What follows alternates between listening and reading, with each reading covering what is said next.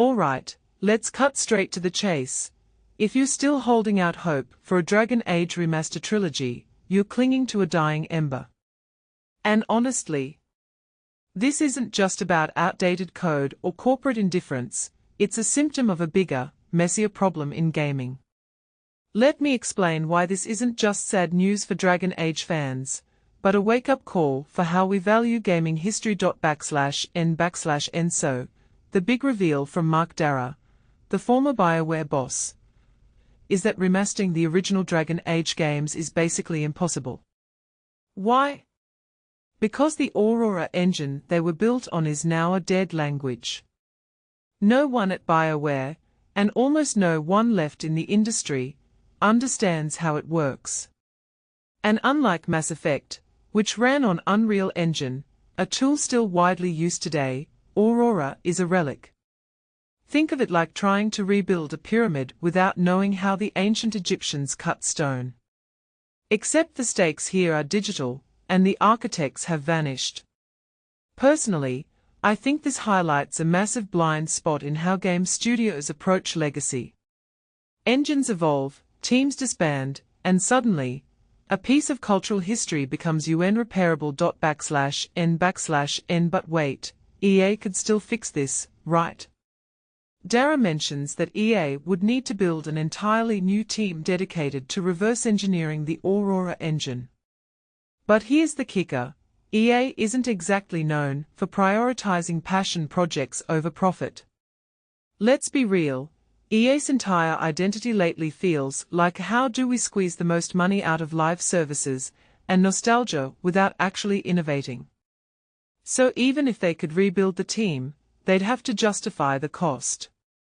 And let's face it, Dragon Age's recent missteps, like the abysmal reception of the Veilguard, probably make this a non-starter.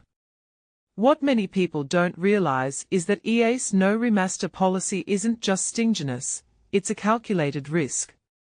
They are betting that the future, and the stock prices, matter more than the past. N/N. Now, here's the deeper issue, this isn't just about Dragon Age. This is about the fragility of game development itself. Games are unlike books or films, they are living, breathing systems that rely on technology that becomes obsolete fast. When a studio like BioWare moves on from an engine, it's not just a technical shift, it's a cultural amputation. The Mass Effect remaster worked because Unreal Engine 3 is still legible. But Aurora, it's a ghost.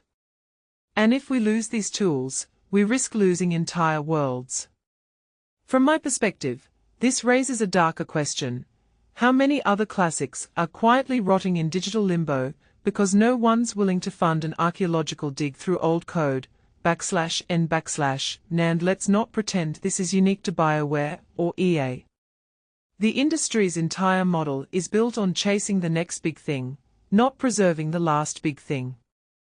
Remasters are exceptions, not rules. Dead Space got a remake because it was a contained, linear game, a technical petri dish for modernization. Dragon Age 1-3. They are Frankenstein's monsters of sprawling systems, buggy glory, and mod chaos. Even if you could rebuild them, would they feel the same? Or would you just end up with a polished version of a game that's lost its soul? N/N. So where does this leave us? With a bittersweet truth, some games become relics not because they are forgotten, but because they are irreplaceable. The Aurora Engine wasn't just code, it was a philosophy, a messy, ambitious way of building worlds that modern studios might not even want to replicate. Maybe that's the real tragedy here. It's not that EA won't remaster Dragon Age. It's that the world has moved on from the kind of creative chaos that made those games possible in the first place. N/N. What do you think? Is this the end of an era, or just the harsh reality of progress? Let me know in the comments, and if you're still mourning Origins, hit that like button. Because sometimes, the best way to honor the past is to admit we can't always save it.